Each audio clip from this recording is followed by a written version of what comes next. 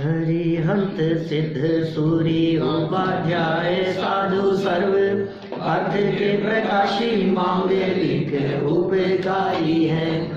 इनको स्वरूप जान राखते वही जो भक्ति आय को नमाई स्तुति को उचारी है। धन्य धन्य दिन से काज सब आज बड़े कर जोड़े वारे वारे वंदना हमारी है। मंगल कल्याण सुख ऐसो हम चाहते हैं। ओ मेरी ऐसी दशा जैसी तुम धारी है। ओ मेरी ऐसी दशा जैसी तुम धारी है। ओ मेरी ऐसी दशा जैसी तुम धारी है। क्षत्र चूड़ामणि नामक यह ग्रंथ और परिग्रह अपरिग्रह की चर्चा यहाँ बताई जा रही थी। मूल प्रकरण तो सबके ज्ञान में है ही। कहानी कहाँ से कहाँ बढ़ रही थी। जीवंदर कुमार एक आश्रम में पहुँच गए तीर्थ क्षेत्रों की वंदना करके, और वहाँ आश्रम में उन्होंने कुछ तपस्वियों को पंचाग्नि तप तपते हुए देखा, और वे बिना इस बात का विकल्प किए हुए कि ये सामने वाले क्या सोचेंगे, उन्होंने समझाना शुरू कर दिया। मैंने देखो कितनी दृढ़ता होती है अंदर में। किसी भी व्यक्ति को टोकना और टोकने की हिम्मत रखना ये साधारण बात नहीं। आप किसी को गलत काम करते हुए देख करके भी टोक नहीं पाओ, क्या सोचेगा, पता नहीं क्या कहेगा, पता नहीं क्या समझ लेवे, अच्छा नहीं लगेगा, हम तो नहीं कहें। नहीं, ऐसे संकोच कमज़ोर लोगों के मन में होता है। जो विशेष पुरुषार्थी लोग होते हैं वे डायरेक्ट बात कह देते हैं, स्पष्टवादी होते हैं कि भैया तुम जो ये काम कर रहे हो ये काम धर्म नहीं है। इस कार्य के माध्यम से ये गलती से भी मत समझ लेना कि हम कुछ धर्मात्मा हो गए या हमने कोई धर्म कर लिया है। ये पाप है, धर्म तो हो ही नहीं रहा है, इसमें पाप और बंध रहा है। ये सारी बातें यज्ञ करने वाले, हवन करने वाले उन लोगों को समझाना शुरू किया। फिर कहा और ये तुम्हारा परिग्रह दिखाई देता है, ये सब संसार का कारण है। ये साहब हमारा तो परिग्रह कुछ नहीं है, हम तो सन्यासी हो गए हैं, हमने सब कुछ छोड़ रखा है। ये सुनो भाई, सब कुछ छोड़ने का नाम परिग्रह त्यागी नहीं होता। परिग्रह का त्याग अंदर से होता है। इतना ही नहीं, यहाँ तो आगे चल करके ये कह दिया कि नग्नता होने मात्र में भी कोई अपरिग्रही नहीं हो गया, क्योंकि नग्नता होने पर भी अंतरंग में यदि उसके प्रति एकत्व बुद्धि बनी हुई है तो वो परिग्रही ही है, कषाएं बनी हुई है। तो फिर देखिए और आगे बढ़े तो उन्होंने यहाँ कहा कि नग्नता जरूरी तो है, लेकिन नग्नता से सिद्धि हो जाए भाव के बिना ऐसा नहीं हो सकता। मुक्ति का साक्षात कारण तो संवर और निर्जरा है। यह नग्नता शरीर की अवस्था है जो कि द्रव्यों की अपेक्षा से देखा जाए तो पुद्गल द्रव्य है और हम जीव द्रव्य हैं, और तत्व की अपेक्षा से देखा जाए तो ये शरीर अधिक और शरीर की नग्नता अधिक अजीव तत्व हैं और मैं जीव तत्व हूँ। मोक्ष के मार्ग में न तो अजीव तत्व कार्यकारी है न पुद्गल द्रव्य कार्यकारी है। पुद्गल द्रव्य और अजीव तत्व इनका ज्ञान, जिसे सम्यक ज्ञान कहा, जिसे समझ कह करके पुकारा, वो समझ मोक्ष मार्ग में सहयोगी होगी। इसलिए समझ की प्रेरणा यहाँ दी गई। एक बात और ध्यान रखना, समझ अलग चीज़ है और समझाना अलग चीज़ है, दोनों अलग अलग चीज़ें हैं। कल शाम को हमारे प्रकरण चल रहा था तो उसमें ये चर्चा आई सहज ही कि कभी कभी ऐसा कहता है मैं समझता भी हूँ और मैं बहुत अच्छा समझाता भी हूँ। बोलो, आज जो दो बातें कही, एक तरफ क्या कहा, मैं समझता हूँ और मैं समझाता भी हूँ। झूठ है क्या? झूठ है ये बात। समझता हूँ ये तो आपका काम हो सकता है, समझना ज्ञान का काम है और समझाना वाणी से होता है, पराधीन काम, वो पराधीन है। वो आपका नहीं है। क्या? मैं समझ तो सकता हूँ लेकिन मैं समझा नहीं सकता। समझा तो समझ, क्योंकि समझना तो ज्ञान की पर्याय है। समझना तो मेरा काम है, वो अपना काम है। समझ और समझाना, समझाओगे कैसे? और सुनो, समझाने से समझता भी नहीं है कोई। यदि समझाने से समझने लगे तो हमारे समझाने से सबको एक समान समझ में आना चाहिए, क्योंकि हम समझा रहे हैं ना, सबको एक जैसा समझ में आना चाहिए। लेकिन समझाने से समझ में नहीं आता। समझने की जिसमें जितनी योग्यता होती है वो उतना समझता है। क्या? इसलिए समझना स्वाधीन क्रिया है कि समझो समझो, कि मैं समझ तो गया, अब समझाऊंगा कि तू समझा नहीं सकता। समझाने में नहीं उलझना चाहिए। वैसे समझाने में सच में उलझना नहीं चाहिए। उलझना तो कहीं नहीं चाहिए। क्या? समझाने का भाव आया, अच्छी बात है, ठीक है। तो ज्ञानियों को भी आता है इस तरह का भाव, मुनिराजों को भी आता है। लेकिन मैं समझा सकता हूँ, ये मिथ्यात्व, ये मान्यता मिथ्यात्व। तो यहाँ क्या कहा इन्होंने भाई कि भाई ये जो तत्व और द्रव्य की व्यवस्था है, इसे समझो, इसे समझने से अपना कल्याण होगा। देखिए इसी विषय को कुछ और आगे बढ़ाते हैं। बहुत सुंदर चर्चा, विशेषार्थ में भी बड़ी सुंदर चर्चा को खोला है यहाँ। सम्यक ज्ञान और मिथ्या ज्ञान का यथार्थ स्वरूप मिल गया। देखो 284 पेज पे 19 नंबर का श्लोक। तत्व ज्ञानम च जीवादि तत्व याथात्म्य निश्चय अन्यथादिस्तु लोकेस्मिन् मिथ्या ज्ञानम तु कथ्यते। नीतिकार कह रहे हैं भाई, जीवादिक 7 तत्वों के असाधारण स्वरूप का संशय, विपर्य और अनध्यवसाय रहित निश्चय करना ही सम्यक ज्ञान, तत्व ज्ञान कहलाता है। और इस लोक में उपयुक्त तत्वों का विपरीत ज्ञान ही मिथ्या ज्ञान कहलाता है। किसका नाम सम्यक ज्ञान और किसका नाम मिथ्या ज्ञान? जीवादिक तत्व कहे हैं, इनका असाधारण स्वरूप। और कैसे जानना कैसे? संशय, विपर्य और अनध्यवसाय रहित। ये बहुत विशिष्ट शब्द हैं और आप लोगों ने पहले सुने हैं, क्योंकि हमने सुना है, पहले पढ़े हैं अपन ने। क्या कहा हमने? संशय। संशय माने ये ऐसा है कि नहीं है क्या ऐसा? डाउट, दो कोटि में झूलने वाला ज्ञान, वो कहलाता है संशय। संशय हो गया, संशय हो गया मतलब ऐसा ऐसा लग रहा है, पता नहीं ये है ये है, ये संशय। विपर्य का मतलब होता है उल्टा, उल्टे ज्ञान। विपर्य मतलब विपरीत। संशय माने ये है या ये है, इसका नाम संशय। और किसी गलत बात के बारे में सोच लिए यही है क्या? ये है विपर्य, विपरीत। फिर है अनध्यवसाय। अनध्यवसाय कहते हैं कुछ भी हो, हमारे को क्या मतलब है यार? तुम जीव हो या पुद्गल हो, देखो इसमें कभी संशय हो गया ऐसा, मैं जो हूँ, ये आत्मा की बातें करते हैं, वो मैं हूँ, ये जो दिख रहा है यही तो मैं हूँ। ये आत्मा की बातें तो कर रहे हैं, लेकिन ये जो आईने के सामने खड़े होने पे दिख रहा है आखिर ये भी तो मैं ही हूँ, ये मैं नहीं हूँ क्या? कैसी बातें कर रहे हैं, ये भी तो मैं दिख रहा हूँ। ये संशय हो गया। कभी कभी ऐसा भी संशय हो जाता है, सीप और चांदी, ऐसे उदाहरण दिए हैं आचार्यों ने।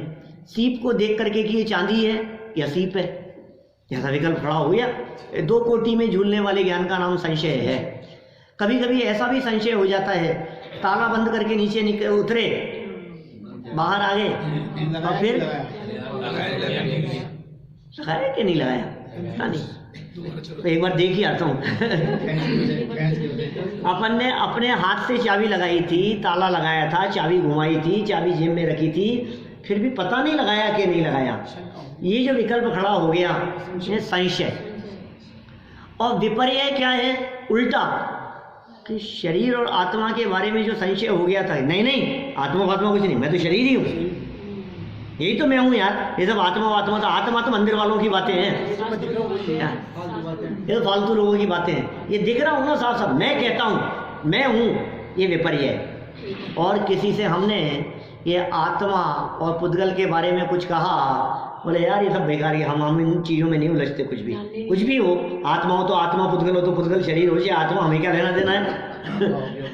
हमें कोई मतलब नहीं है इन बातों से। ऐसी बातें कहने वाले अनध्यवसाय, जानना ही नहीं चाहता है, समझना ही नहीं चाहता है। किसी को समझाओ तो कहे यार ये सब देखो, ये सब बुढ़ापे की बातें हैं, ये सब फालतू लोगों के काम है। कभी कभी कहता है निठल्ले लोगों के काम है, हमारे पास और ही काम कम नहीं है। इन बातों को जानने में अपनी बुद्धि लगाएंगे क्या? कि सुन भाई, ये निठल्ले लोगों का काम नहीं है, ये उन लोगों का काम है जिन्हें सच्चा सुख चाहिए। ये सुख का मार्ग है, ये उम्र की अपेक्षा नहीं रखता, ये कौन सी उम्र में जाकर के सीखेंगे। ये जो संशय है, विपर्य है, अनध्यवसाय है, इन तीनों से रहित जब ज्ञान होता है, जिस ज्ञान में संशय नहीं हो, जिस ज्ञान में विपरीतता नहीं हो, जो ज्ञान अनध्यवसाय जैसा ना हो, वो ज्ञान है सम्यक ज्ञान। समंत भद्राचार्य देव ने उसे सम्यक ज्ञान कह करके पुकारा है। जीवादि तत्वों के बारे में संशय नहीं हो, जीव अजीव, आश्रम बंध संवर निर्जरा मोक्ष, इन तत्वों के संदर्भ में विकल्प खड़ा नहीं हुआ किसी भी तरह का, निर्णीत दशा है तो कहेंगे सम्यक ज्ञान है। और असाधारण मतलब जो इनके विशेष हैं, साधारण कहते हैं सामान्य को, असाधारण कहते हैं विशेष को। तो जीवादि तत्वों के असाधारण स्वरूप को माने विशेष स्वरूप को, जीव का एक्चुअल स्वरूप क्या है, जीव का वास्तविक स्वरूप क्या है, पुद्गल का वास्तविक स्वरूप क्या है, अजीव का स्वरूप क्या है, आश्रम का स्वरूप क्या है, असाधारण स्वरूप को नहीं जाने तो साधारण स्वरूप क्या होगा इनका। जैसे आश्रम बंध संवर निर्जरा मोक्ष, इनका साधारण स्वरूप है पर्याय, उत्पाद व्यय, सब में पांचों में कॉमन है, वो साधारण स्वरूप है। माने आश्रम भी पर्याय है और संवर भी पर्याय है, निर्जरा और मोक्ष भी पर्याय है। पर्याय माने अवस्था, दशा अवस्था हालत का नाम ये पर्याय है। तो ये सब पर्याय रूप से देखो तो साधारण है, लेकिन पर्यायों में आश्रम अलग है और बंध अलग है, ये असाधारण स्वरूप है। जो स्वरूप कॉमन ना हो उस स्वरूप को असाधारण स्वरूप कहते हैं, जो कॉमन स्वरूप नहीं हो, और कॉमन स्वरूप का नाम है साधारण स्वरूप। तो जीवादि सात तत्वों के असाधारण स्वरूप को जानने की कह रहे हैं भाई साहब, गहराई से समझो आप। जीव क्या है, अजीव क्या है, आश्रम बंध संवर निर्जरा और मोक्ष क्या है, इस स्वरूप को आप गहराई से समझो, ऐसा ये उपदेश दे रहे हैं। ज्यादा भ्रम तो पुण्य में आश्रम होता है, इसका ज्यादा भ्रम होता है। हाँ, सबसे ज्यादा आश्रम में सबसे ज्यादा भ्रम हो जाता है। जो आश्रम है ना, अभी खोलेंगे देखो, अभी ये बात जो कह रहे हैं ना तत्वों को विशेषार्थ में, यही करेंगे अपन चर्चा थोड़ी सी। देखो, उपयुक्त तत्वों का विपरीत ज्ञान ही मिथ्या ज्ञान कहलाता है। माने इन सात तत्वों का सम्यक ज्ञान ही सम्यक ज्ञान है। सम्यक शब्द, सम्यक में क्या बातें ली बेटा? तीन बातें कही, कौन कौन सी? सम्यक ज्ञान में तीन बातें होनी चाहिए, संशय, विपर्य और अनध्यवसाय होना चाहिए। नहीं होना चाहिए संशय, विपर्य और अनध्यवसाय नहीं होना चाहिए, है ना, इनसे रहित। महाराज जी सब थोड़ा सा आप इधर खिसक जाओ, पीछे छिप गए हो बस। हाँ अब ठीक है, नहीं अब ठीक है, अब ठीक है। नहीं ज़्यादा आ जाओगे तो फिर वो छिप जाएंगे देखिए, तो ये इन तीनों से रहित जो ज्ञान है वो है सम्यक ज्ञान, और जिस ज्ञान में संशय, विपर्य, अनध्यवसाय बना हुआ है वो है मिथ्या ज्ञान। सरल अर्थ देखिए नीचे, इस लोक में जीवादि सात तत्वों का यथार्थ निर्णय करना ही सम्यक ज्ञान है। निर्णय माने सम्यक ज्ञान में निर्णय है, निर्णय है इस बात का। आप यदि अपने ज्ञान को सम्यक ज्ञान समझते हो तो हम आपसे पूछते हैं, आपको जीव अजीव का निर्णय है क्या? जीव क्या है और अजीव क्या है? आश्रव के बारे में आपको निर्णय है क्या कि आश्रव क्या चीज है? आप कहेंगे हाँ हाँ क्यों नहीं है, निर्णय है हमारे को। देखो भाई, शास्त्राधार से निर्णय होना अलग बात है और उसे फील करना, जब फील किया जाता है तो कहते हैं निर्णय हुआ है। शाब्दिक ज्ञान का नाम निर्णय नहीं है। अंदर से आश्रव की आश्रवपने रूप अनुभूति, बंध की बंधन रूप अनुभूति। उदाहरण के तौर पर अभी मैं आपसे कहूं कि आपको अभी कोई बांध रहा है, आप कहेंगे यार मुझे तो कोई नहीं बांध रहा है। मैं तो बोला मुझे कहाँ बांध रहा है? तेरे को बांध रहा है क्या कोई बेटा? कोई नहीं हैं? मैं करम बांध रहा कर्म बांध रहे हैं अभी कौन बांध रहा है? बुलाऊं मैं तो, मुझे कोई नहीं बांध रहा है। करम प्रतिशत बंध हैं? आपको फील हो रहा है कि कुछ बंध रहा है? कोई चीज आकर के प्रति समय हमारे को कस रही है, बांध रही है? यही तो शास्त्र के आधार से कह रहे हो। ज्ञान लोग शा- फिर तो केवल ज्ञान होगा जी। बोलो, माने ये जो फील है, आपको ये बंधन दिखे, उसमें परतंत्रता नजर आए, ये आश्रव आपको दुख रूप दिखाई देवे, लेकिन आश्रव दुख रूप नहीं दिखता है। ये बंध हमारे को परतंत्र और पराधीनता रूप नहीं दिखता है। हम यदि अपने आप को वर्तमान में स्वाधीन समझ बैठे हैं तो आपने गलती से अपने आप को मुक्त समझ लिया। स्वाधीन तो सिद्ध परमात्मा ही होते हैं, संसारी जीव स्वाधीन नहीं होते, तो पराधीन है। तुम जो कह रहे हो ना, मैं तो अरे जो जचे जो करता हूं, मुझे कोई मेरे ऊपर किसी का चलता नहीं है, कुछ भी अपने ऊपर किसी की नहीं चलती, अपन तो चलाते हैं। स्वाधीन है। आप गलत फहमी में हैं, ये स्वाधीनता नहीं है।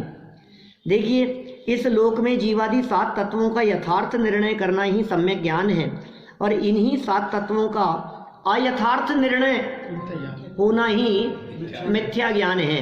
देखिए विशेषार्थ में क्या बात कहते हैं, प्रयोजनभूत कार्य की सिद्धि होने पर ही किया गया प्रयत्न सफल कहलाता है।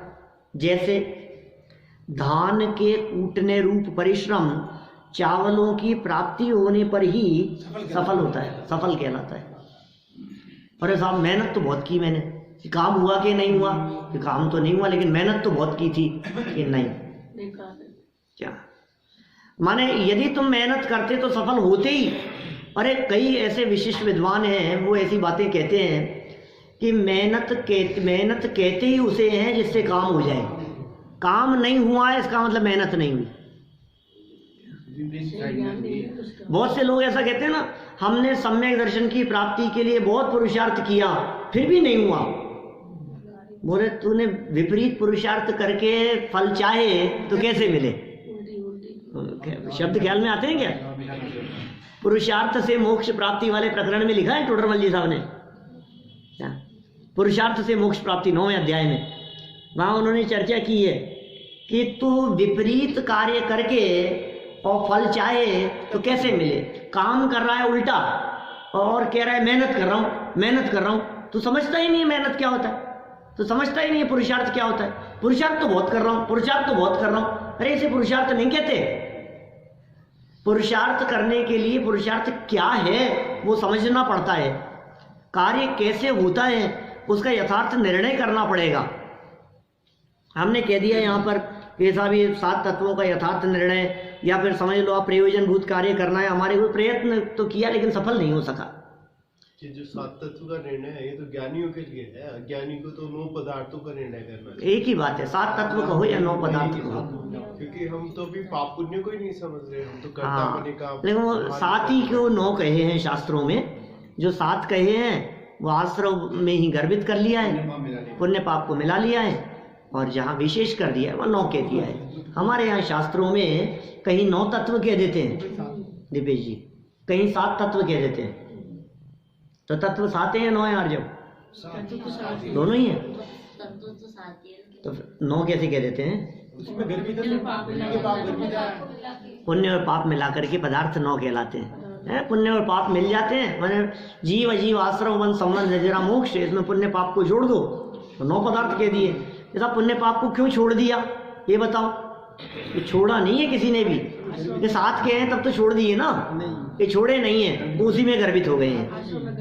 देखो यहाँ समझाएंगे तो अभी। अभी इसी का भान नहीं है, जो कुछ अच्छा हो रहा है वो पुण्य का कारण से हो रहा है और जो कुछ खराब हो रहा है पाप के कारण से। ठीक बात है। हम तो यही सुखी दुखी हो रहे हैं अपने आप को कर्ता समझ के। हाँ, अभी जीव अजीव की भी खबर नहीं है, पुण्य पाप की भी खबर नहीं है। बहुत झमेला है जीवन में। जब तक ये तत्व निर्णय बराबर नहीं होना तब तक इसको कोई सुखी नहीं कर सकता। ये तत्व ज्ञान और तत्व निर्णय ये बहुत महत्वपूर्ण चीज है, सर्वाधिक महत्वपूर्ण चीज है। इसी का नाम धर्म है, ये समझ लो आप। ये तत्व निर्णय ही धर्म है। इसके अलावा जो कुछ भी कर रहे हो वो 3 काल में धर्म नहीं हो सकता। हमने एक दिन धर्म की एक व्याख्या की थी आपके बीच में, और हमने ये कहा था जो सिद्ध परमात्मा कर रहे हैं वो धर्म है,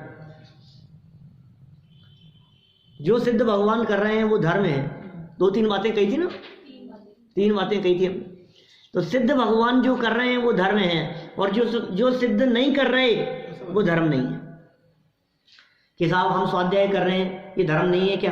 कि बताओ सिद्ध भगवान कर रहे हैं कि नहीं कर रहे। तो हम पूजन कर रहे हैं तो ये धर्म है या नहीं है? क्यों? क्योंकि सिद्ध भगवान कर रहे हैं क्या? नहीं कर रहे। तो फिर हमने उपवास किया, ये तो धर्म है। बताओ सिद्ध कर रहे हैं क्या? कि हमने व्रत लिए, हमने अहिंसा का पालन किया, हम 4 हाथ जमीन देख करके चले, बोलो धर्म है कि नहीं है? हमने आलू प्याज जमी गंध का त्याग किया, राग का किया बोलो धर्म है कि नहीं है? कि वो कर रहे हैं क्या? हमने शुद्ध सात्विक भोजन किया, मर्यादा का भोजन, बोलो अब धर्म है क्या? कि नहीं है, क्योंकि सीधी सी बात, तो सिद्ध भगवान कर क्या रहे हैं यार वो बताओ ना जबरदस्ती उलझा रहे हो आप। ज्ञाता दृष्टा है, जानने देखने का काम कर रहे हैं, यही काम अपने को करना है। जो व्यक्ति ज्ञाता दृष्टा है वो ज्ञानी है, और जो ज्ञाता दृष्टापन छोड़कर, ज्ञाता दृष्टा तो है ही, लेकिन ज्ञाता दृष्टा से अलग हटके जिसने कर्ता धर्ता बनने का प्रयास किया वो अज्ञानी है। ज्ञानी ज्ञाता होता है और अज्ञानी कर्ता होता है। जो कर्ता धर्तापन, कर्तृत्व का वजन जिसके माथे पर है वो अज्ञानी है, और ज्ञातृत्वपन जिसके ऊपर सवार है वो ज्ञानी है। अभी हमारे शाम को जो चर्चा चलती है वो प्रवचन सार खत्म हो रहा है, उसमें प्रवचन सार परिशिष्ट चल रहा था 47 नया और वो सब।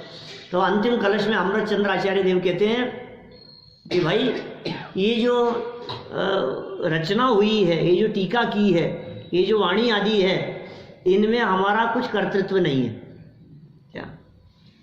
तो गुरुदेव के व्याख्यान चल रहे थे, उसके ऊपर तो पढ़ा उसको। तो जब इसको पढ़ते हैं ऐसा तो एकदम ऐसा लगता है कि देखो यार इतने बड़े आचार्य होकर के कितनी निरभिमानता बता रहे।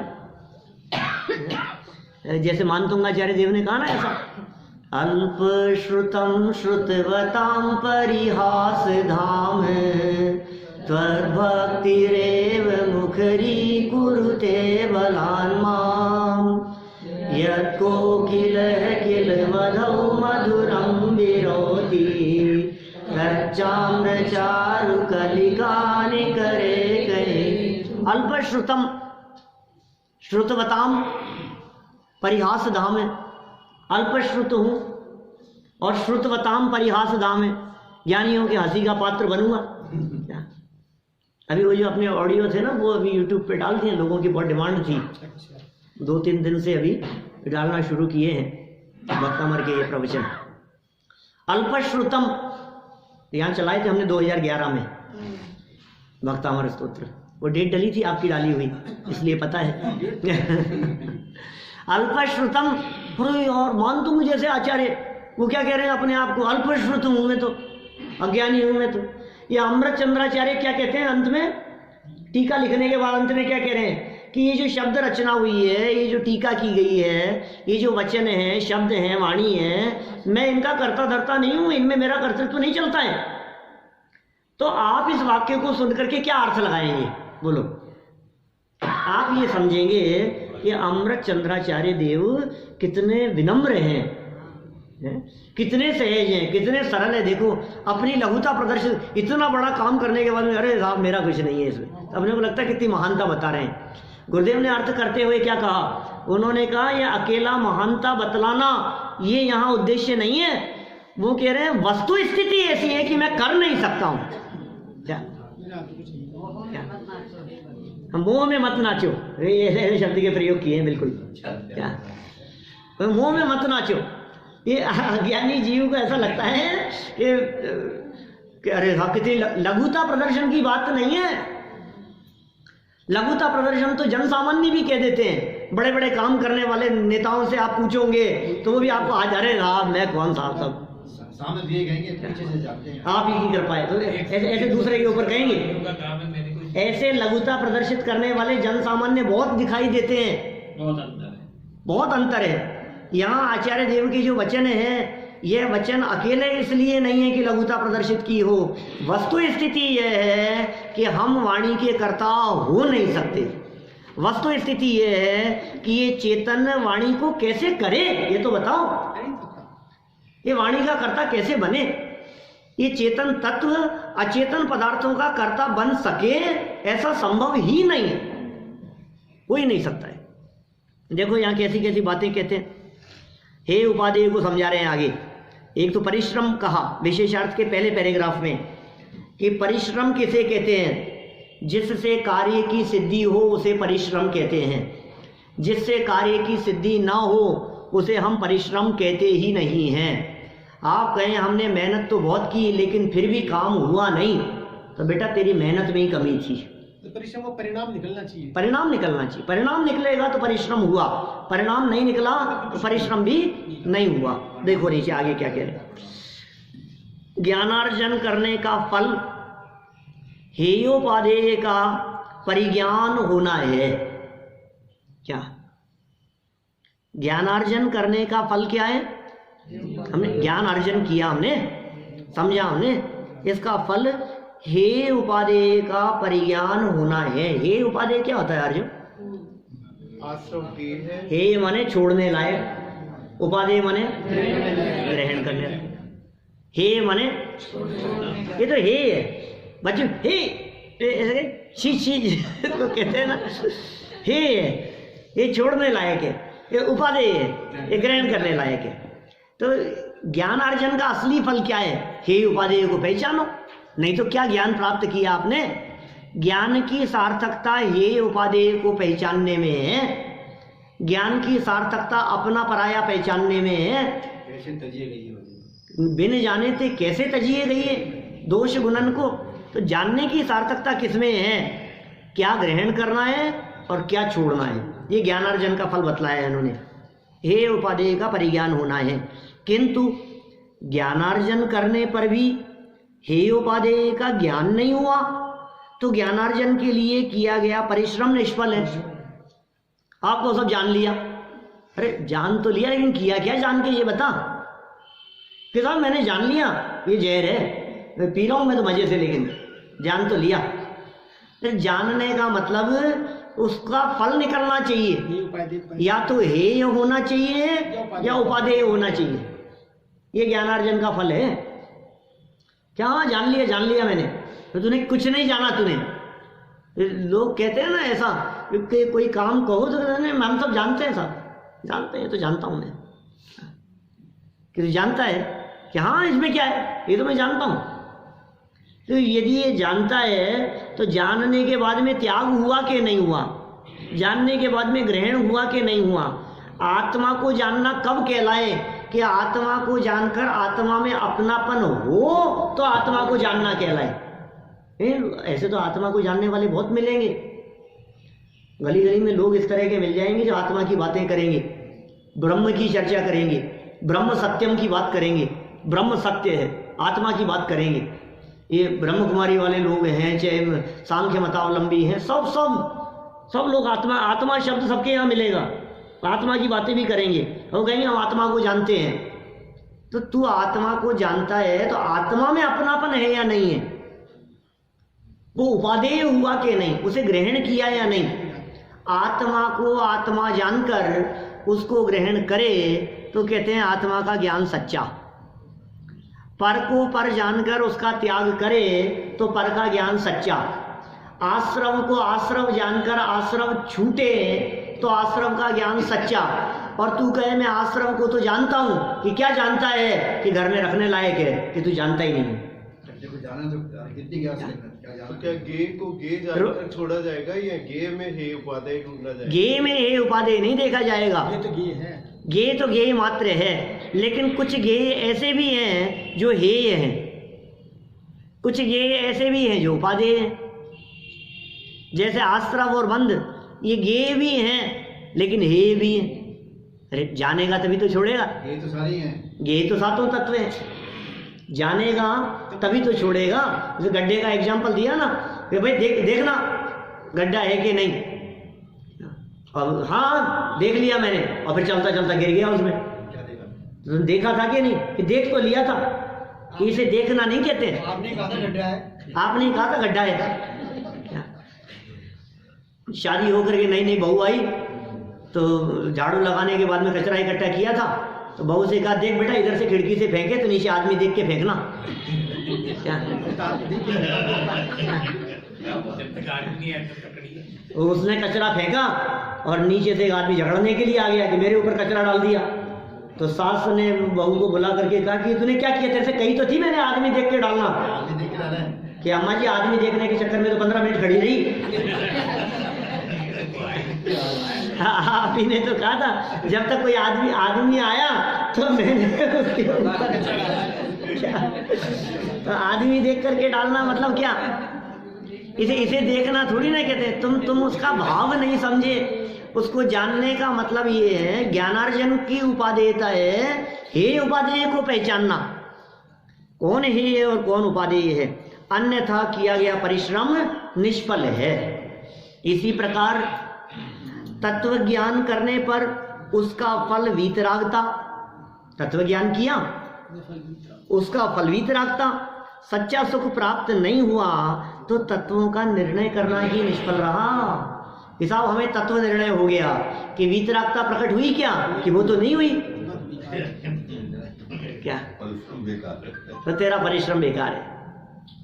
माने यह करने पर नियम से सच्चा सुख उत्पन्न होता है, तत्व निर्णय होने पर सच्चा सुख उत्पन्न होता है, तत्व निर्णय होने पर वीतरागता उत्पन्न होती है। इसलिए तत्व का निर्णय किया तो वीतरागता हो गई, और ये कहे मैंने कर तो लिया तत्व निर्णय कि तूने अभी शब्दों में किया है, भाव वासन नहीं हुआ। थ्योरी पढ़ी है, खाली थ्योरी पढ़ी है, परिभाषाएं रट ली है, शास्त्रों के अनुसार बोलता है, जैसा देखा है जैसा सुना है वैसा वैसा बोलता है, उसका भाव वासन नहीं है। इसको शब्द तो समझ रहा है लेकिन शब्द के पीछे छिपा हुआ भाव नहीं समझ रहा है कि इसका भाव क्या होता है। अपने पंडित साहब कहते हैं, संतोष जी साहब तो कहते थे, वो किसी बच्चे को कहा बाहर खेल रहा था, वो कहा तेरी माँ मर गई। क्या बच्चा बाहर खेल रहा था, क्या कहते हैं बाहर चौक में, और वहाँ किसी ने कहा कि बेटा तेरी माँ मर गई।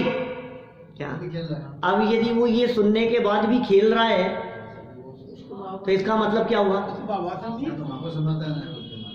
कि तूने सुना नहीं क्या, क्या सुन लिया मैंने, सुन लिया कि हाँ अभी खेल के जाऊंगा, पहले अभी मैच चल रहा है मेरा। इसका मतलब ये है कि तू समझ नहीं रहा है कि क्या बात कर रहे हो, नहीं समझ रहा हूं, मैं सब समझ रहा हूं।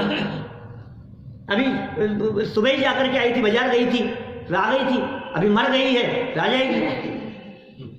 कहाँ गई? जैसे बाजार जाते हैं ऐसे मर जाते हैं।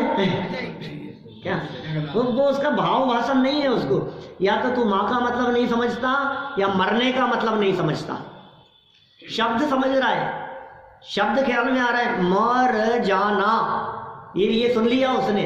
कहो तो लिख भी सकता है, कहो तो लिखे हुए को पढ़ भी सकता है, लेकिन उसका भाव भाषण नहीं। ऐसे 7 तत्वों को हमने जान लिया, 7 तत्वों के नाम जान लिए, 7 तत्वों की परिभाषाएं जान ली, 7 तत्वों के नाम और परिभाषाएं जान करके रट ली। और इतना ही नहीं, टोडरमल जी ने मोक्ष मार्ग प्रकाशक में जो दिया है पेज नंबर 225 से 231-232 तक 7-8 पेज का जो प्रकरण है, उस प्रकरण को पढ़ करके 7 तत्व संबंधी भूलों को भी याद कर लिया। क्या और 7 तत्व के संदर्भ में क्या क्या भूल होती है वो भी बता दिया कि भाव भाषण है क्या, ये क्या होता है, मैं सब समझता हूँ। कि तुझे पता है जीव तत्व संबंधी भूल की, मैं भी बता देता हूँ आपको। क्या क्या भूल करता है जीव अजीव तत्व के बारे में। वो बता देगा फटाफट शब्दों में। ये शब्द रटे हैं, आज तक ऐसा ही हुआ है। यदि वीतरागता रूप प्रयोजन की सिद्धि नहीं हुई तो इसका मतलब ये है कि तूने उस बात को गहराई से जाना और समझा ही नहीं। पास भी हो गया। हाँ, परीक्षा में भी पास हो गया। तेरे से यदि ये तत्व ज्ञान की परीक्षा ली जाए यहाँ और 7 तत्व संबंधी भूल पूछी जाए तो ये भूल बता देगा, ये भूल करता है। लेकिन भूल निकली कि नहीं अपने अंदर से, वो नहीं हुआ। जैसे वो है ना, एक व्यक्ति ने जंगल में तोते को ये सिखा दिया, जावत तोते को ले आया और उसको सिखा दिया, शिकारी आएगा, जाल बिछाएगा, दाना डालेगा, लेकिन हम नहीं फंसेंगे। क्या बोल सिखा दिया? शिकारी आएगा, जाल बिछाएगा, दाना डालेगा, लेकिन हम नहीं फंसेंगे। अब खूब उसको अच्छे से रटा दिया, शिकारी आएगा, जाल बिछाएगा, दाना डालेगा, लेकिन हम नहीं फंसेंगे। अब उसे ऐसे सिखा करके उसे जंगल में छोड़ दिया। अब वो तोता वहाँ बैठे बैठे, पैरट, पोपट, गुजराती में पोपट कहते हैं, इंग्लिश में पैरट कहते हैं। वो तोता वहाँ बैठे बैठे क्या वो बोलने लगा, शिकारी आएगा, जाल बिछाएगा, दाना डालेगा, लेकिन वो बोलता रहा। उसने वहाँ जंगल में सारे पैरट्स को सिखा दिया और सब सीख गए और सब यही रट लगाए हुए हैं, यही बोल रहे हैं। क्या बोल रहे हैं? शिकारी आएगा, जाल बिछाएगा, दाना डालेगा, लेकिन हम नहीं फंसेंगे। फिर क्या हुआ? शिकारी आया और उसने सुनी, और भाई साहब आज तो कोई नहीं फंसने वाला। क्या बोल रहे हैं? शिकारी आएगा, जाल बिछाएगा, दाना डालेगा, लेकिन फिर भी अब क्या करूं मैं, जाल बिछाऊं कि नहीं बिछाऊं, आज तो कोई काम होने वाला नहीं है अपना। फिर सोचा इतने सारे तोतों में से कोई ऐसा भी होगा जो नहीं बोल रहा होगा, अपन तो जाल बिछाओ, कोई तो आएगा। फिर क्या हुआ? उसने जाल बिछाया और फिर क्या हुआ? जैसे सब आ गए उसमें और सब फंस गए, और फंसे हुए भी क्या बोल रहे हैं? शिकारी आएगा, जाल बिछाएगा, दाना डालेगा, लेकिन हम नहीं फंसेंगे। ऐसे ही आश्रम और बंद करने लायक नहीं है, आश्रम और बंद करने लायक नहीं है। आपने रट लिया आश्रम और बंद करने लायक नहीं है। आश्रम और बंद दोनों बंधन ही है। खूब रट लिया, खूब समझ लिया, बोलता भी है, बताता भी है, समझता समझाता भी है, लेकिन भाई इसका भाव वासन नहीं होता है। ऐसे शब्द रट लिए अंदर में। देखो, किसी से भी पूछो आप, मैं नहीं समझता हूँ कि यहाँ सभा में बैठे हुए किसी भी व्यक्ति से यदि मैं ये बात पूछूं कि बोलो आश्रम बंद करने लायक है कि नहीं, करना चाहिए कि नहीं करना चाहिए, नहीं करना चाहिए। बोलो क्या कहेंगे? ये छोटे छोटे बच्चे भी यही कहेंगे कि वो नहीं करना चाहिए। साध्य आश्रम करना चाहिए कि नहीं? आश्रम तो नहीं करना चाहिए, बंद नहीं करना चाहिए। माने किसी से भी, बच्चों से पूछ लो, बड़ों से पूछ लो, आश्रम बंद नहीं करना चाहिए। अच्छा, अब यदि मैं बात को बदल करके ये कहूँ कि बोलो पूजन करना चाहिए कि नहीं, करनी चाहिए। अब बताओ, अब क्या कहना है? पूजन तो करनी चाहिए। आश्रम आ गया ना वहाँ। अच्छा, मतलब स्वाध्याय करना चाहिए कि करना चाहिए, करना चाहिए?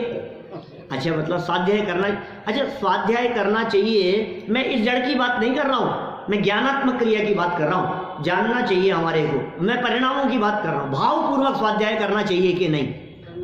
करना चाहिए। तो ये भावपूर्वक स्वाध्याय करना, ये इससे पाप बनता है कि पुण्य बनता है? पुण्य बनेगा। तो जिससे पुण्य बंधे वो करना चाहिए कि नहीं? आश्रम आ गया। बोलो, हम माने मेरा कहने का मतलब ये है, वो भाव भाषण नहीं है हमारे को। शब्द तो हमने रट लिए, आश्रम और बंद करने लायक नहीं है, पुण्य और पाप एक समान है, पुण्य और पाप में कोई अंतर नहीं है। ये बिल्कुल हमारी दशा वो जंगल में बोलने वाले उन तोतों जैसी दशा है। बिल्कुल वही दशा है हमारी। जैसे जंगल में तोते बोलते थे वैसे ही हम भी बोलते हैं। यहाँ गद्दी पे बैठ करके बोलता है, माइक के सामने बोलता है, किसी के साथ में चर्चा करे तो बोलता है, बताता है, प्रश्न पूछो तो उसका यही जवाब देता है, सब प्रकार से। और कभी कभी तो ऐसा कहता है, साहब मुझे इतना पक्का हो गया, नींदों में उठा करके पूछो तो भी सही जवाब दूंगा। इतना पक्का कर लिया इसने, आधी रात को मेरे को हिला करके पूछो तो भी मेरा जवाब सही निकलेगा। इतना पक्का है, और नींदों में भी सही बोल दे। अभी 2-3 दिन से पता नहीं कैसे कर्म का उदय चल रहा है, मैं रात का प्रवचन मेरा नींदों में हो रहा है। क्या मैं क्या बोल रहा हूँ मुझे नहीं पता। वो रात को इतना देर से होता है प्रवचन, और वो कॉन्फ्रेंस पर होता है, अच्छा। और वो बाहर सुनते हैं विदेशों में लोग सब, और मेरे सामने कोई नहीं होता। क्या अब प्रकरण भी चल रहा है, और मुझे ऐसा लगता है पता नहीं क्या कैसा उदयजन्य स्थिति है। और मैं ऐसा हुआ 2-3 बार पहले भी हुआ इस तरह का। मैं यहाँ से अमेरिका था, मैं न्यू जर्सी की बात है 10 लक्षण में 2014 में, तो शाम को 3:30-4 बजे के आसपास स्पेशल प्रवचन रखते थे वो कॉन्फ्रेंस पर रखते थे, बाकी 3 प्रवचन अलग होते थे।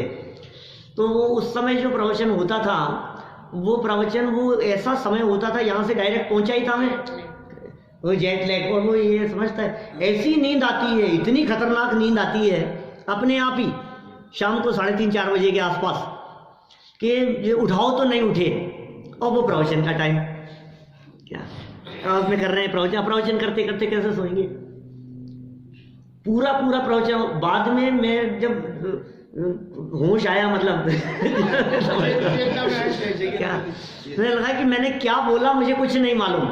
और फिर आपको जान के आश्चर्य होगा, वो रिकॉर्डेड प्रवचन वो मैंने सुने तो कुछ भी गलती नहीं थी उसमें।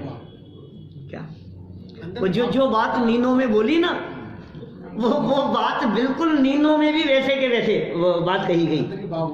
तो हम ये कहना चाह रहे हैं आपसे कि तू नींदों में भी बोलता है तो वही बोलता है रटा रटाया।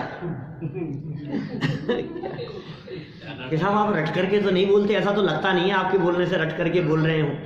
अरे भाई, अंदर में उसका भाव वासन नहीं है। बात हमारी आपकी नहीं है, बात मिथ्या दृष्टियों की है। सम्यक दृष्टि जीव को भाव वासन है। हम ये नहीं कह रहे हैं कि हम मिथ्या दृष्टि हैं कि सम्यक दृष्टि हैं, कि आप मिथ्या दृष्टि हो कि सम्यक दृष्टि हो। ये सब व्यक्तिगत चीज है, किसी के बारे में कोई व्यक्ति कोई कुछ नहीं कह सकता है। स्वयं अपना अपना निर्णय करें। माने ये व्यक्ति मिथ्या दृष्टि है कि सम्यक दृष्टि है।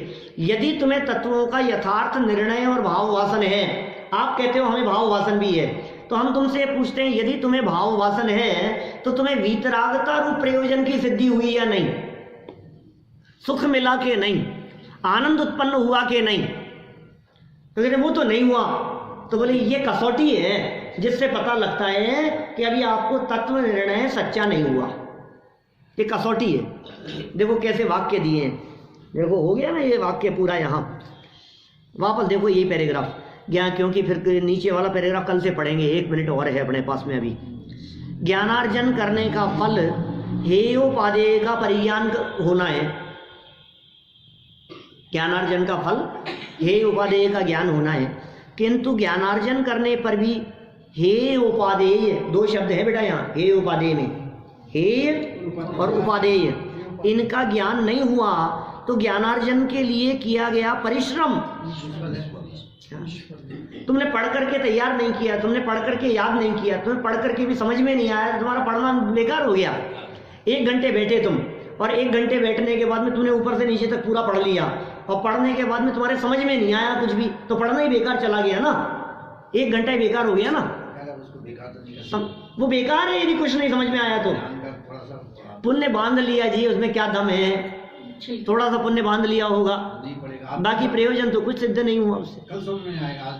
पूरी रामायण पढ़ने के बाद में ये पूछ रहा है राम कौन था, अरे नहीं राम कौन था, ये तो फिर ऐसा तो नहीं पूछ सकता कोई भी आदमी। लेकिन पढ़ने के बाद में ये पूछ रहा है कि यार वो बीच में क्या हुआ था, रामायण के बीच में वो सीता का हरण हो गया था, वो हिरण से वापस सीता बनी या नहीं।